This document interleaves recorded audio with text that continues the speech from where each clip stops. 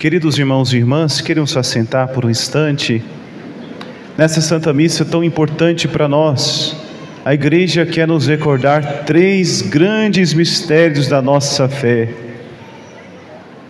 3 grandes mistérios mais importantes da nossa vida. Primeiro, nosso Senhor hoje, nessa Santa Missa, Ele cria o grande sacramento. Jesus cria uma nova realidade, algo novo que não existia desde toda a criação do universo. Jesus cria a Eucaristia.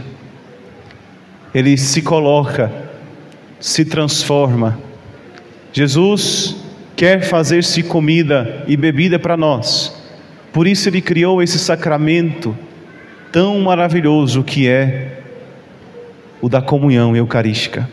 O segundo mistério que hoje a Igreja quer nos colocar nessa Santa Missa é que hoje nosso Senhor cria aqueles que irão dar a Eucaristia para o povo. Recordamos também nessa Santa Missa a instituição do sacramento da ordem. Jesus, na sua autoridade divina, entrega as chaves aos seus apóstolos. Na sua autoridade divina, Ele dá o poder aos sacerdotes, homens pecadores, de transubstanciar o corpo e sangue de nosso Senhor. E o terceiro mistério que nós meditamos nessa Santa Missa é o grande mandamento do amor ao próximo. Esse lindo gesto que será também simbolizado em breve após a homilia, quando o sacerdote lava os pés de algumas pessoas escolhidas. Temos 12 pessoas, 12 homens, que aqui representam os 12 apóstolos. Esse gesto tão bonito que todos os anos se repete nessa Santa Missa.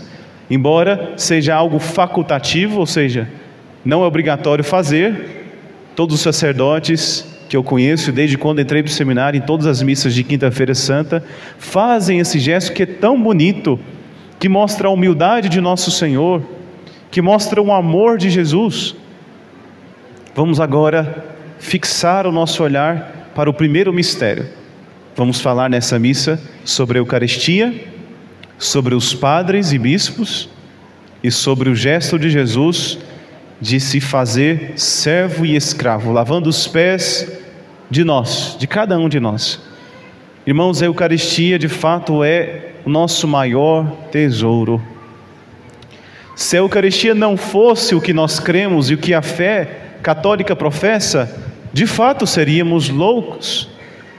Para as pessoas que estão fora desta bolha católica, estamos dentro de uma bolha católica. Graças a Deus, hoje é uma bolha bem cheia de gente. Uma bolha que cada vez mais tem crescido, cada dia mais vem chegado até o sacerdote e muitos outros, muitas pessoas que estavam afastadas. Nesse tempo da Quaresma é tanto que é bonito de ver. Ontem eu atendi uma pessoa que não se confessava há 40 anos. 40 anos. No mutirão de confissões que eu atendi em Jaraguá, de 6 da tarde até meia-noite, muitas pessoas há 15 anos, 5, 10, 20 anos não se confessavam. Graças a Deus, muitas pessoas tocadas pela graça de Deus estão retornando à casa do Pai, retornando ao seio da Igreja Católica, reconhecendo que esta instituição é divina. Irmãos, se a Igreja Católica tivesse sido criada por homens, eu não estaria aqui agora. Se esta igreja do qual nós fazemos parte não fosse criada por Jesus, seria loucura dizer-se católico. Seria loucura. Irmãos, o que nos dá segurança, que nos dá paz, é saber que dentro desta igreja fundada por nosso Senhor, sim, essa igreja é feita de muitos homens e mulheres pecadoras, que ao longo da história infelizmente mancharam o nome da igreja. Sim, muitos são aqueles que como Judas traem Jesus. Muitos são aqueles que como Judas não honram o seu nome, não honram o selo do batismo que está nos seus corações. Mas a igreja não é o seu pecado, irmãos. E esta fé que nos move, apesar dos pecados dos homens, continuamos firmes nessa instituição, porque estamos aqui por causa de Jesus Cristo. E esse nosso Senhor Jesus, que é Deus, que é verdadeiramente homem também, Ele deixou nesta igreja a Eucaristia. E o que é a Eucaristia, irmãos? É o corpo e sangue de nosso Senhor Jesus. Na quinta-feira santa, quando Jesus estava reunido com os seus discípulos para celebrar a Páscoa, Ele celebra a sua primeira Santa Missa. E alguém poderia pensar, como Jesus celebrou a primeira missa antes de ter consumado o sacrifício? Porque o sacrifício, irmãos, não começou na cruz. A paixão de nosso Senhor começou na quinta-feira, no exato momento que nosso Senhor inicia a sua Santa Missa. A Santa Missa é esse mistério de nosso Senhor, que com os seus discípulos se reúne ao redor da mesa. Ele mesmo disse: tomai todos e comei. E todos os dias o Padre, na Santa Missa, repete as palavras de Jesus. E através dessas palavras, pronunciadas por um Padre validamente ordenado, o pão se torna o corpo de nosso Senhor, e o vinho deixa de ser vinho e se torna o sangue de nosso Salvador. É este mistério que hoje nós contemplamos, este dom de nosso Senhor Jesus. Ele sabia que se Ele não tivesse feito isso, se Ele não tivesse feito a Eucaristia, iríamos nos perder. Pensemos, irmãos, o que seria de nós sem Eucaristia? O padre pode acompanhar muitos casais que estão no processo de nulidade matrimonial, que vão à missa, que rezam. Eu vejo o coração sofrido, angustiado de muitos que não podem receber a Eucaristia. Tem consciência de que o estado de vida que escolheram é uma barreira para comungar nosso Senhor, mas nem por isso deixam de desejar a Cristo, nem por isso deixam de buscar ao Senhor das mais diversas formas. Mas nada, irmão, nada pode substituir a Eucaristia. Por isso nós católicos temos tão zelo, por isso o momento da Eucaristia é tão forte para nós, por isso tanta reverência a Jesus, por isso as goretinhas seguram a patena, para que nenhum fragmento de nosso Senhor caia no chão e se profane.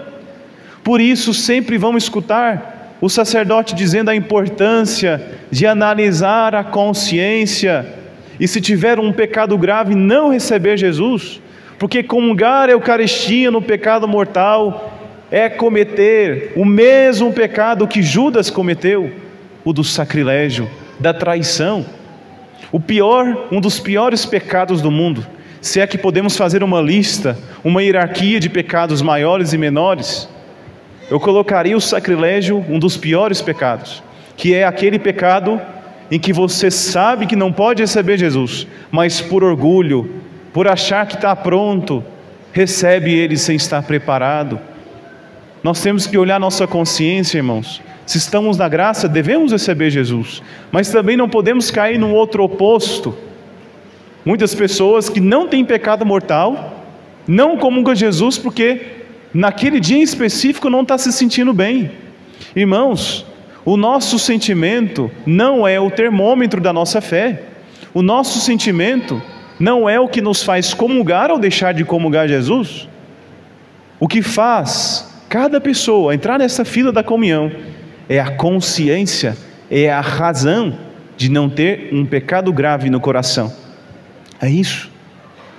Se o próprio sacerdote dependesse de estar bem para comungar Jesus, ele não ia celebrar muitas vezes. Ia chegar aqui, cadê o padre? Não, estou me sentindo bem não vou celebrar a missa não, estou cansado, entendi muita confissão hoje eu não estou me sentindo bem, eu acho que não é bom comungar assim.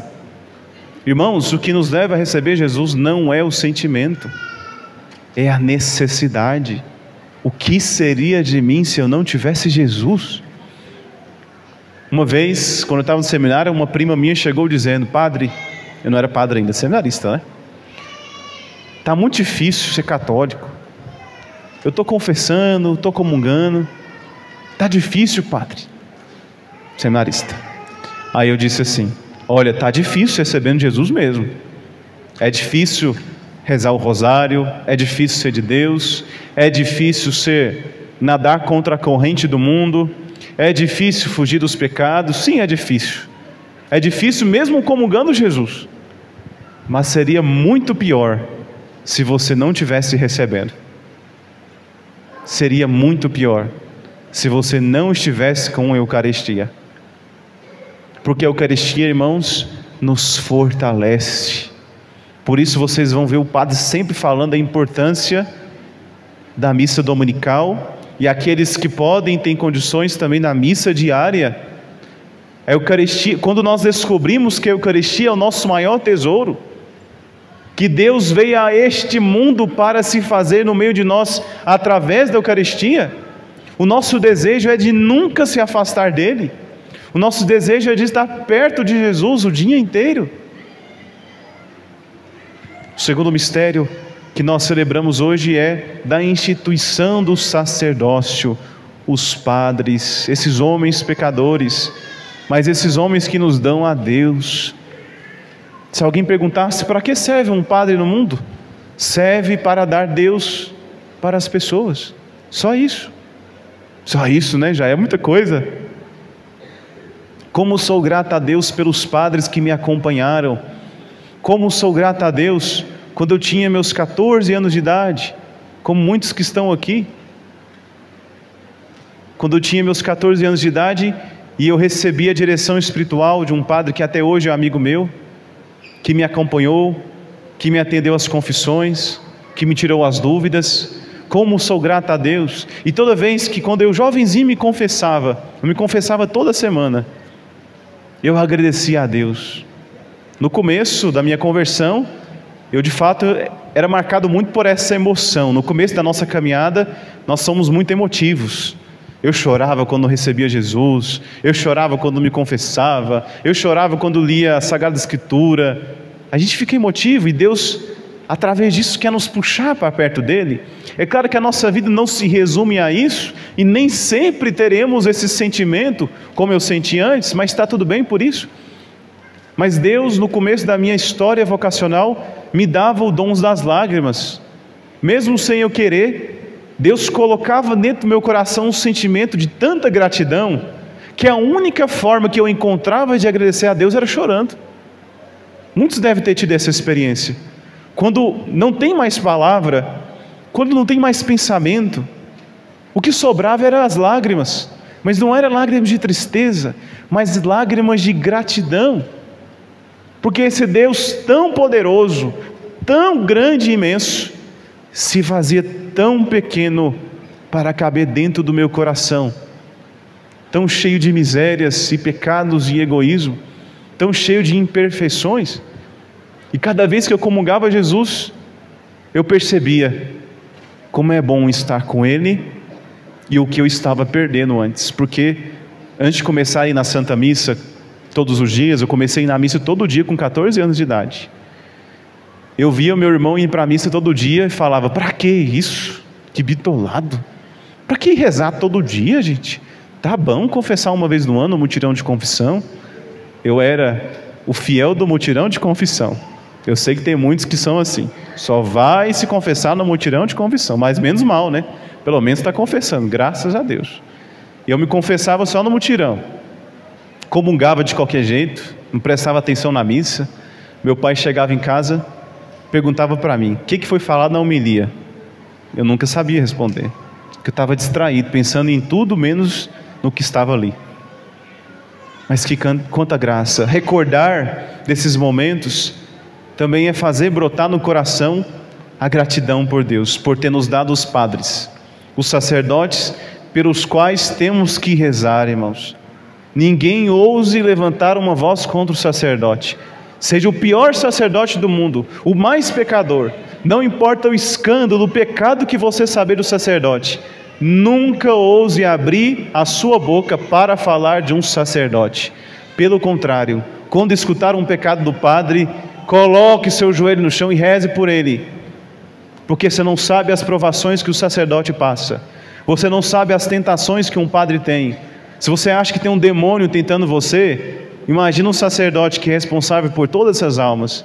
Então, irmãos, a nossa consciência deve pesar e muito de falar mal de um padre, sabiam disso? Vocês acham que eu também, como padre, não sei dos problemas dos meus irmãos padres? Vocês acham que eu não sei? De coisa muito pior. E sabe o que eu faço? Eu rezo. Porque eu tenho certeza que sem a graça de Deus faria muito pior. Sempre, eu coloquei isso como meta. Desde o meu primeiro dia de sacerdote, do dia que eu levantei do chão da Catedral Bom Jesus e levantei do chão sacerdote, eu fiz esse propósito de ser um com os padres, até com os padres mais afastados de Deus, porque essa também é a nossa missão, irmãos. Para condenar, já temos o mundo. Para apontar o dedo, já temos o demônio. E nós, católicos, o que devemos ser para os padres? Um escudo de proteção. Devemos ser guardiões dos sacerdotes. Devemos nos colocar à disposição de dar a vida por eles. Porque sem o sacerdote, irmão, nós não temos Jesus na Eucaristia. Sem o sacerdote, nós não temos a paz no coração, não temos o perdão dos pecados, que eu também, como padre, recebo toda semana. Porque eu, sacerdote, Padre Bruno, preciso também receber a misericórdia de outro sacerdote. O terceiro mistério que hoje nós meditamos essa missa é Jesus que lava os pés dos discípulos. São Pedro, como sempre, aquele que dá a palavra por primeiro, porque já é o chefe, né? Quando lemos a Sagrada Escritura, percebemos um padrão. Sempre quando Jesus faz alguma coisa ou fala, Pedro é o primeiro a ir à frente, porque os discípulos sabiam que ele era o chefe. Pois bem, disse-lhe Pedro: tu nunca me lavarás os pés. Podemos nos perguntar, por que São Pedro não queria que Jesus lavasse os seus pés? Porque São Pedro não entendia o que estava acontecendo. Jesus prepara a ceia pascal, prepara a Páscoa, está ali celebrando a sua primeira missa, e de repente, a função que era do escravo, do servo da casa, é assumida pelo Senhor. São Pedro fica confuso, porque ainda não compreendia a mentalidade de Deus, ainda não tinha compreendido totalmente o que Jesus tinha feito, o que Jesus veio fazer neste mundo. E o que São Pedro fala: Senhor, não lava os meus pés, porque esta é a função do escravo. Como o meu Senhor, o Rei, vai se ajoelhar diante de mim, que sou pecador, para lavar os meus pés? E é isso que Jesus faz. Como diz a Sagrada Escritura, bem narrada por São João, e este é o único lugar na Bíblia que nós encontramos este fato. São João, que nos dá no Evangelho capítulo 13. Jesus levantou-se da mesa, tirou o manto, pegou uma toalha, amarrou na cintura, derramou água numa bacia, começou a lavar os pés dos discípulos, enxugando-os com a toalha com que estava cingindo. E é exatamente o que o Padre, em alguns momentos, irá fazer, onde nós podemos acompanhar com muita devoção, nos lembrando que Jesus faz isso conosco. Esses 12 homens que estão aqui à frente vão participar mais próximo desse rito, mas todos nós que estamos na igreja também seremos lavados por Cristo. É impossível o padre passar lavando o pé de cada um, né? Ia demorar 5 horas o rito. Por isso a igreja, na sua sabedoria, coloca só 12. Mas todos nós, neste exato momento, temos que tomar consciência que Jesus está lavando os nossos pés. Cada vez que Ele desce à terra pela Eucaristia, cada vez que Ele vem até o nosso coração na oração, e em todos os sacramentos, Ele está lavando os nossos pés, quando nos perdoa os pecados, quando arranca de dentro de nós a sujeira, a lama dos pecados que nós adquirimos em nossas vidas. E no final, nosso Senhor nos pede uma coisa difícil. Confesso que não é fácil. Portanto, se eu, o Senhor e Mestre, vos laveis os pés, também vós deveis lavar os pés uns dos outros. Dei-vos os exemplo, para que façais a mesma coisa que eu fiz. Jesus está pedindo para cada um de nós nos colocarmos como servos uns dos outros. Com esse gesto, Jesus está dizendo: olha, se eu que sou Deus, se eu que sou o Rei, o Senhor, estou lavando os pés, estou me colocando neste mundo como servo, como aquele que serve e não é servido, quanto mais vós deveis também fazer isso. Cada um de nós, irmãos, também devemos servir ao próximo, devemos lavar os pés uns dos outros, nos humilharmos, nos colocarmos à disposição das pessoas, não esperarmos sermos servidos, não esperar que alguém nos dê algo em nosso benefício. Pelo contrário, é nós que temos que colocar de prontidão. Achei bonito a atitude de uma pessoa um dia desses, quando a gente colocou o som novo e tirou o que estava aqui, e aí ele logo falou: padre, eu me coloco à disposição do senhor para ajudar a montar o som e do que o senhor precisar. Ontem também uma pessoa entendeu bem esse evangelho, quando disse: padre, eu quero ajudar na festa do Imaculado, conte comigo para o que precisar. E de fato, passei o número para o Bernardo e ela fez uma grande doação para a igreja. 2 pequenos exemplos. Somos nós que temos que nos colocar à disposição, não só do sacerdote, mas de cada pessoa, cada coordenador de pastoral, cada encontro, cada movimento. Aqui na nossa paróquia, graças a Deus, quantas pastorais, quantos movimentos, desde os vicentinos que ajudam os mais pobres, até os ministros da Eucaristia que dão Jesus para as pessoas doentes e para a Santa Missa, as pessoas da missa. Quantas pastorais, quantos movimentos podemos nos encaixar para colocar em prática o que Jesus nos pede: lavai os pés uns dos outros, dei-vos exemplo, para que façais a mesma coisa que eu fiz. Nosso Senhor hoje nessa Santa Missa nos entrega o maior de todos os dons e presentes, o sacerdócio e a Eucaristia. Que possamos, nesse tríduo pascal, caminhar com Jesus, que agora se dirige até a cruz.